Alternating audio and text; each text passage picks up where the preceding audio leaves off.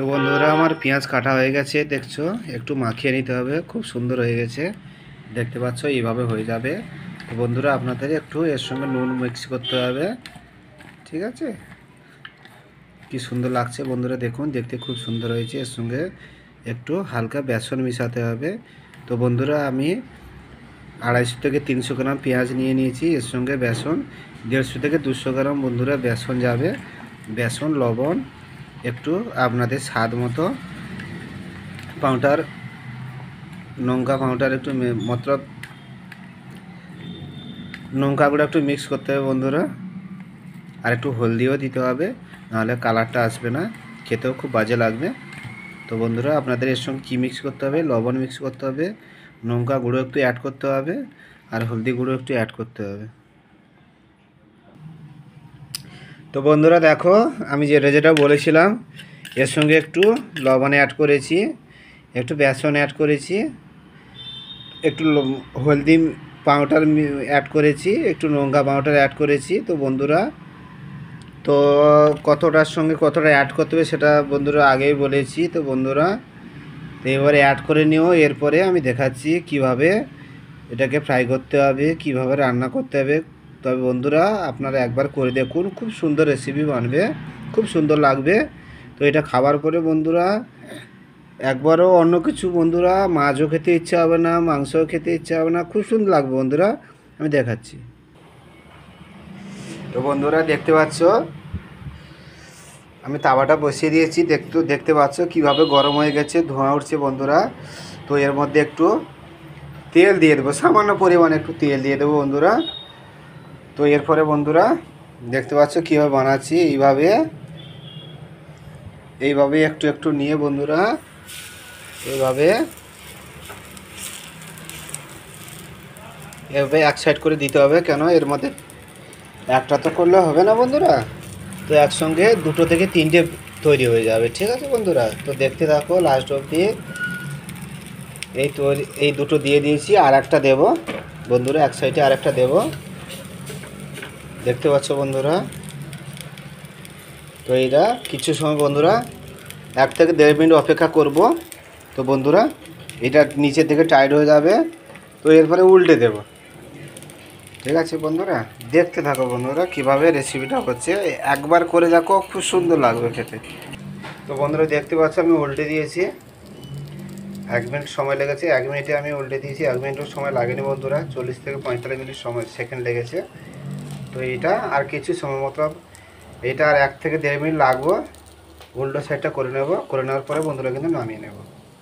এইভাবে আমাদের যতগুলো করবে তুমি তোমার পরিমাণ মতো এইভাবে করে নিতে হবে।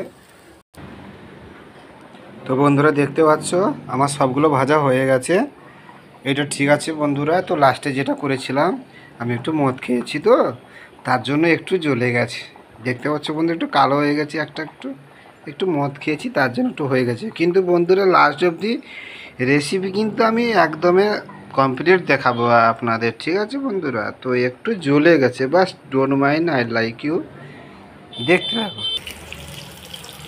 তো বন্ধুরা দেখতে পাচ্ছ যে কড়াই তেল দিয়েছি, এর মধ্যে পেঁয়াজগুলো যে কুচি কুচি করে কেটেছিলাম, তো পেঁয়াজটাকে একটু নেড়ে নিচ্ছি। পেঁয়াজটা একটু গলে যাবে বন্ধুরা, একটু পাতলা পাতলা হয়ে যাবে। দেখো বন্ধুরা কীভাবে ছাড়তে শুরু করেছি, দেখো কীভাবে কী সুন্দর ছেড়ে গেছে, একটু ছাড়তে শুরু করেছে বন্ধুরা। দেখতে থাকো রেসিপিটা কীভাবে বানাচ্ছি, পেঁয়াজগুলো ছেড়ে যাচ্ছে। এরপরে বন্ধুরা আমি অ্যাড করব রসুন, কেন বন্ধুরা রসুনের সঙ্গে আদাটা অ্যাড করতে পারবো না, এই কারণে কেন আদাটা দিয়ে দেওয়া মানে বন্ধুরা যেটুকু পেঁয়াজের রস বেরিয়েছি বা তেলটা দিয়েছি সেটা কিন্তু শুষে নেবে। তো তার জন্য আদাটা সব লাস্টে দেব। তো এখন আমি অ্যাড করব একটু রসুন। তবে বন্ধুরা তার আগে একটা কথা বলি, এই যে দেখতে পাচ্ছ এই যে আমি যে বড়াগুলো করেছিলাম পেঁয়াজ কুচি করে বেসন দিয়ে বন্ধুরা, এই থালার মধ্যে আছে। এই যে নিচে দেখো বন্ধুরা রাখার জায়গা নেই, তো তো তার জন্য আমি একটু রেখেছি।